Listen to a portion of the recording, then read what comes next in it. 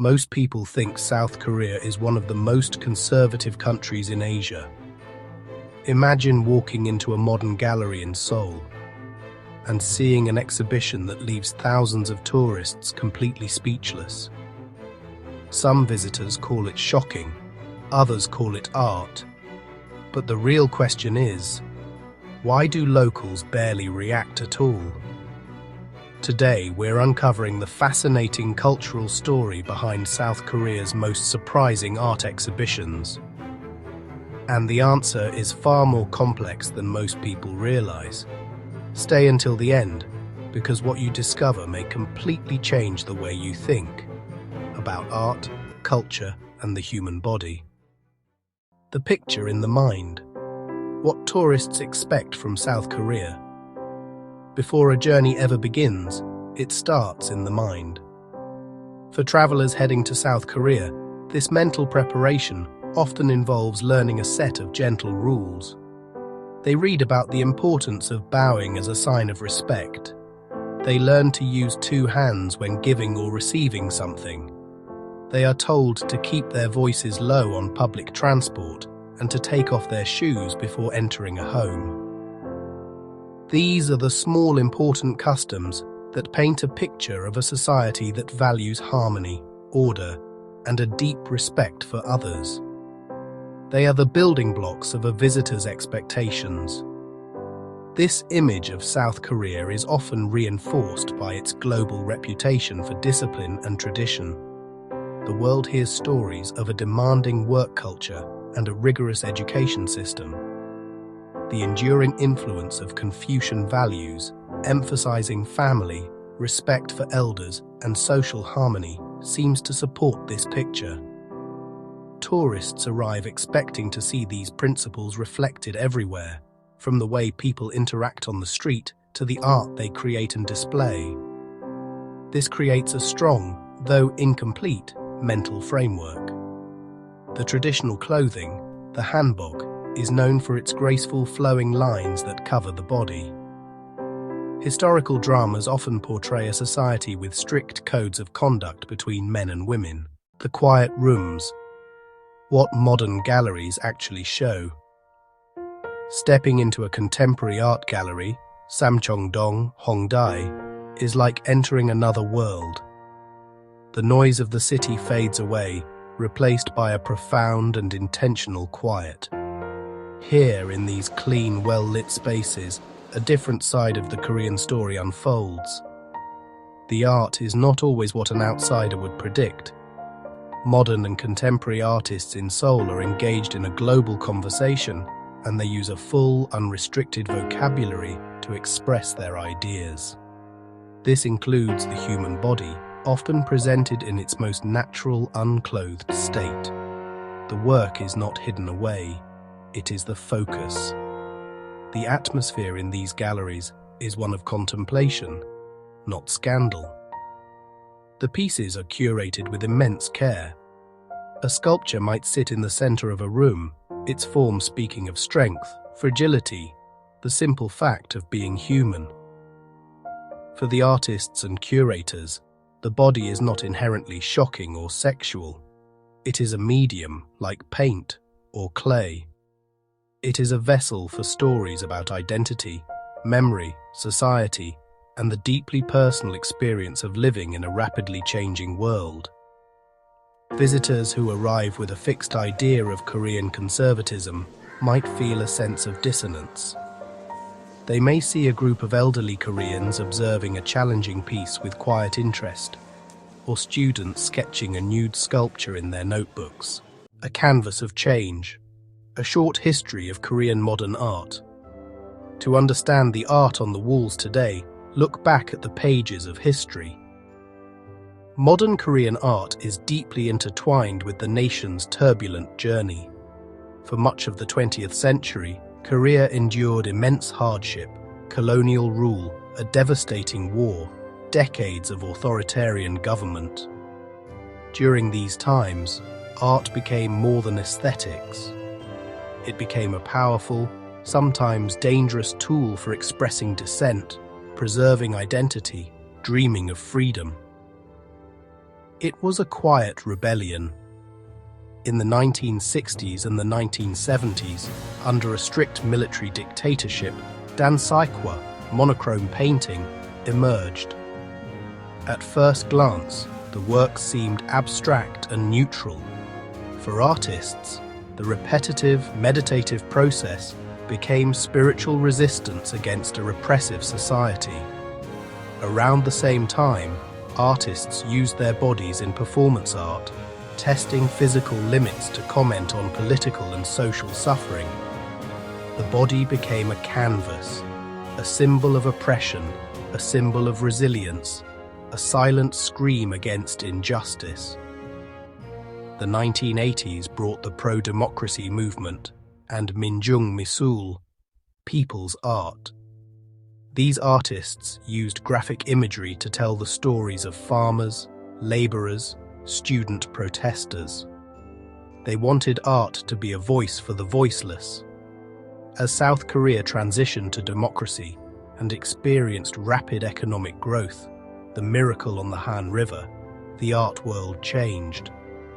Artists felt a new sense of freedom. They explored more personal themes, moving from collective struggle to individual identity. In the 1990s and the 2000s, artists experimented widely. They traveled, studied abroad, joined the international art scene. A shared story. Why locals? View these exhibitions differently. When a local visitor walks into a gallery and sees a piece of nude art, they are not just seeing a body. They are often seeing a reflection of their own history or the history of their parents and grandparents. Many Koreans, especially those from older generations, have lived through the very changes the artists speak of. They remember the transition from authoritarian rule to a vibrant democracy.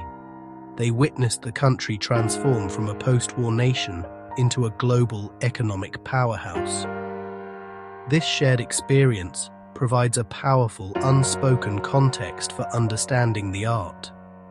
For many locals, the use of the body in art is not about provocation.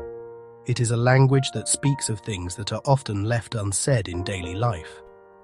In a culture that has historically valued emotional restraint, art can become a safe space to explore difficult feelings like vulnerability, sorrow, search for personal freedom.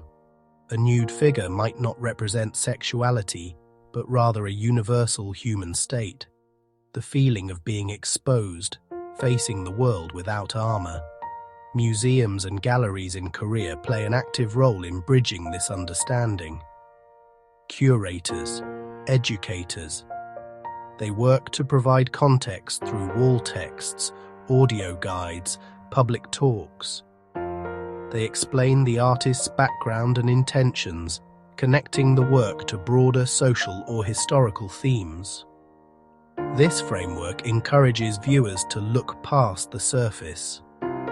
This is why you might see a grandmother and her granddaughter looking at the same piece, each drawing their own meaning from it. A moment of misunderstanding, tourist reactions and cultural gaps. When a tourist encounters something that contradicts their expectations, the reaction can be one of genuine confusion. Seeing nude art in a Seoul gallery can create such a moment.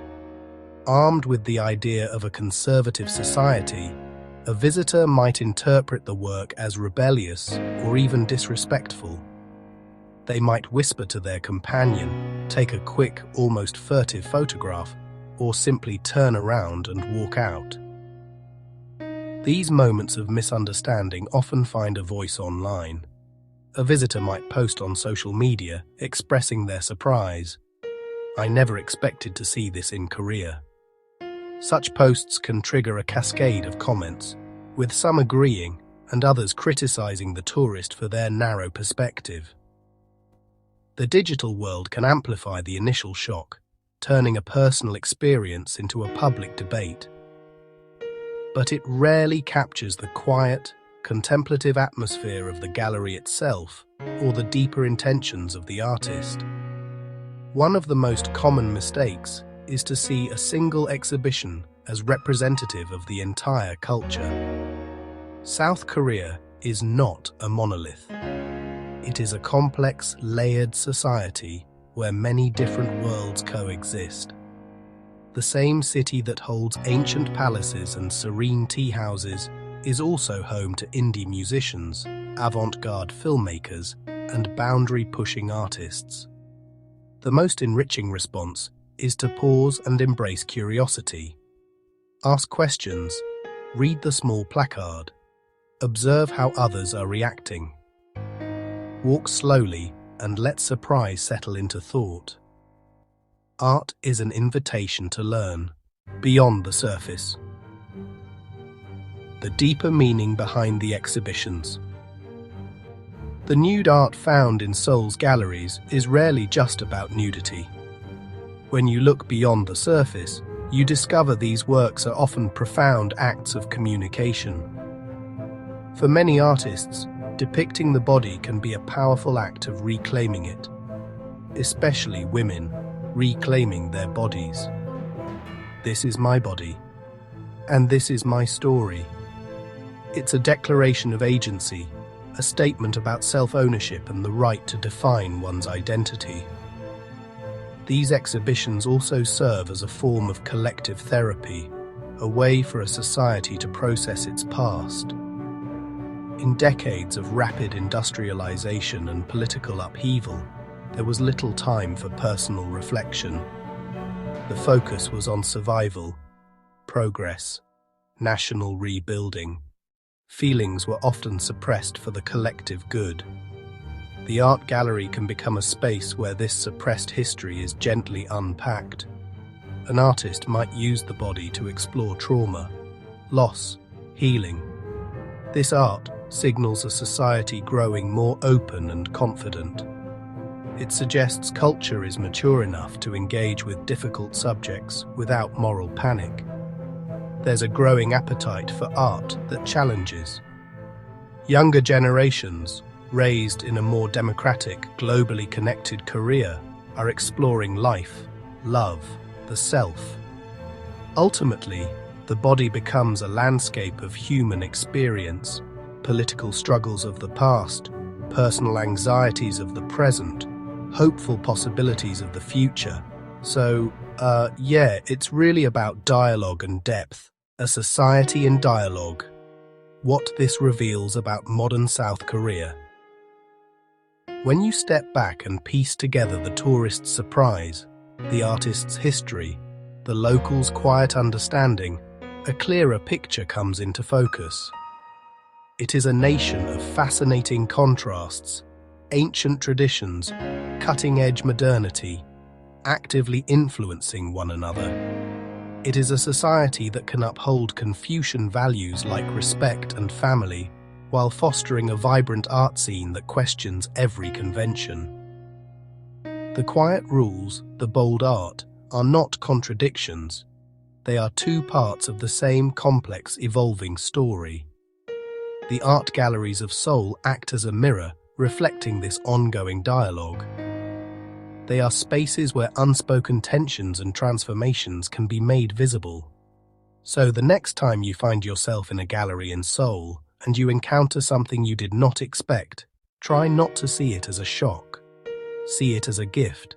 See it as an invitation to look closer. Stand still for a moment. Read the words on the wall. Watch the other people in the room. Let the art tell you its story.